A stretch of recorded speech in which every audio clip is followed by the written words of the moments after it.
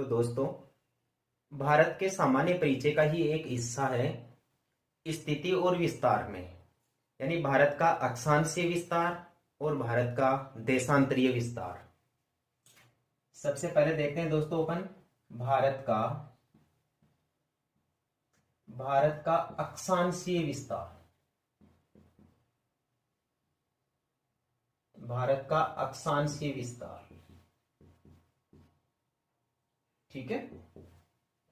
देखो, भारत का जो अक्षांशीय विस्तार है दोस्तों, वो है 8 डिग्री 4 मिनट उत्तरी अक्षांश से लेकर 37 डिग्री 6 मिनट उत्तरी अक्षांश तक है। भारत का अक्षांशीय विस्तार 8 डिग्री 4 मिनट उत्तरी अक्षांश से लेकर 37 डिग्री 6 मिनट उत्तरी अक्षांश तक है। और यदि आपसे क्वेश्चन ये से पूछ लिया जाए कि संपूर्ण भारत का अक्षांशीय विस्तार बताइए, संपूर्ण भारत का अक्षांशीय विस्तार बताइए, तो संपूर्ण भारत का अक्षांशीय विस्तार हो जाएगा दोस्तों 6 डिग्री 4 मिनट उत्तरी अक्षांश से लेकर 37 डिग्री 6 मिनट उत्तरी अक्षांश तक, ठीक है। यहां आपके थोड़ा कंफ्यूज हो रहा होगा, दूर कर देता हूं। कंफ्यूज ऐसे है दोस्तों, जैसे मान लीजिए ये अपना भारत है,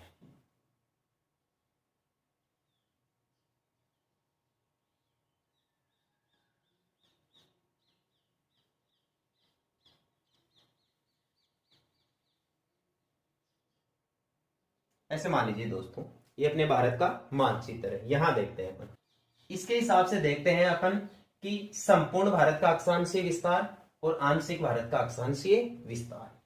अपने जब पहले भारत का विस्तार पढ़ा था तो ये देखा होगा कि भारत का जो दक्षिणतम बिंदु है वो कन्याकुमारी यहां है, मुख्य भूमि का दक्षिणतम बिंदु, ठीक है।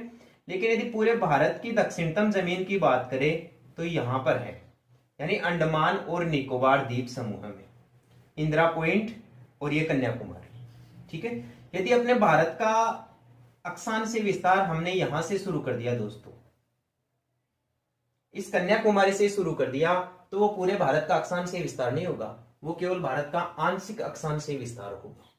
लेकिन यदि अपन ने भारत का अक्षांशीय विस्तार यहां से पढ़ना शुरू कर दिया, यहां से यदि अपन ने भारत का अक्षांशीय विस्तार यहां से पढ़ना शुरू कर दिया इंदिरा पॉइंट से, तो ये संपूर्ण भारत का अक्षांशीय विस्तार हो जाएगा। और अक्षांशीय विस्तार यहां से शुरू होकर लास्ट अपने भारत के उत्तरी बिंदु तक जाएगा ये। और उत्तरी बिंदु आप सबको पता है, ये इंदिरा कोल है जम्मू कश्मीर में।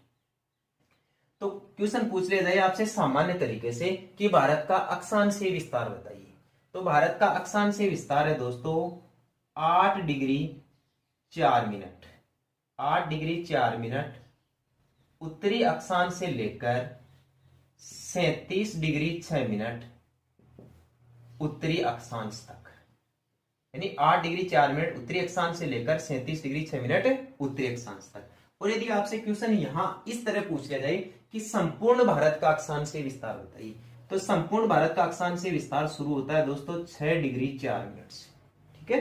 6 डिग्री 4 मिनट उत्तरी अक्षांश ही होगा हमेशा, 6 डिग्री 4 मिनट उत्तरी अक्षांश से लेकर 37 डिग्री 6 मिनट उत्तरी अक्षांश, क्योंकि परिवर्तन इन्हीं अक्षांशों में हो रहा है, स्थान परिवर्तन यही हो रहे हैं। भारत की मुख्य भूमि का दक्षिण बिंदु कन्याकुमारी 8 डिग्री 4 मिनट अक्षांश पर है, भारत का दक्षिणतम बिंदु इंदिरा पॉइंट 6 डिग्री 4 मिनट उत्तरी अक्षांश पर है। तो हम परिवर्तन भी यहां करेंगे। भारत का उत्तरी बिंदु में तो कहीं पर परिवर्तन ही नहीं होता, कुछ चेंज नहीं होता, इसलिए उसका अक्षांश अपन सेम रखेंगे 37 डिग्री और 6 मिनट।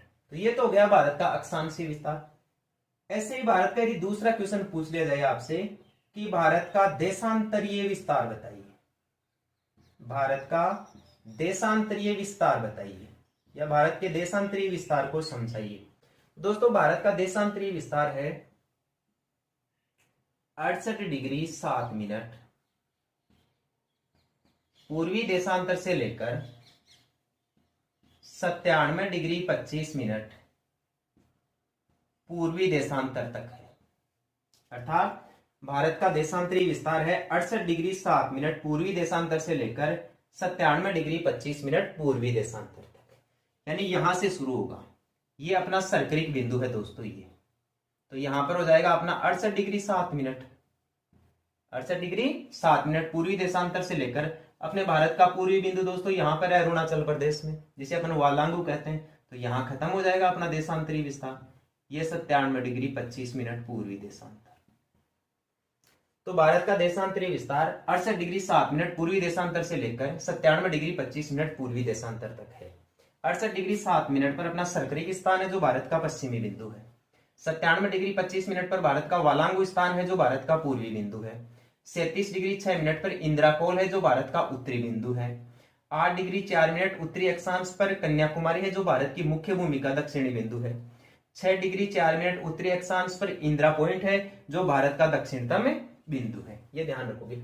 अब देशांतरों में एक चीज का और यहाँ पर आप देखोगे, यानी एग्जाम में क्वेश्चन पूछ लिया जाता है, कई बार देशांतरों से संबंधित क्वेश्चन पूछ लिया जाता है कि देशांतरों से समय ज्ञात किया जाता है।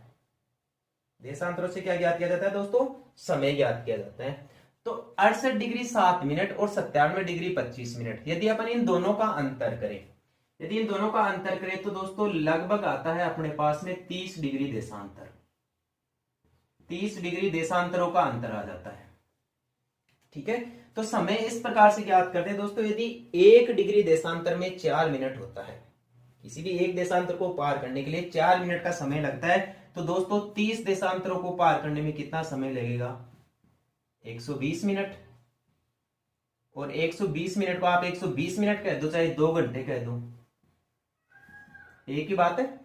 देशांतरों का एक रूल और होता है, जैसे देशांतरों का रूल इस प्रकार से होता है दोस्तों, जैसे मान लीजिए ये पृथ्वी है, ये पृथ्वी पर ऐसे बहुत सारे देशांतर खींचे जाते हैं इस प्रकार से पृथ्वी पर। तो यदि अपन किसी भी देशांतर से दोस्तों ऐसे पीछे की तरफ मुड़ेंगे ना, पश्चिम की तरफ, तो हमेशा समय घटेगा। और यदि अपन किसी भी देशांतर से पूर्व की ओर बढ़ गए ना, तो हमेशा समय बढ़ेगा, हमेशा समय बढ़ेगा। तो सबसे पहली चीज तो यह है कि भारत के पश्चिम और पूर्व में 30 देशांतरों का अंतर है। 30 देशांतरों का अंतर का मतलब कितना समय हो गया? 2 घंटे। तो भारत के पश्चिम और पूर्व में 2 घंटे के समय का अंतर है।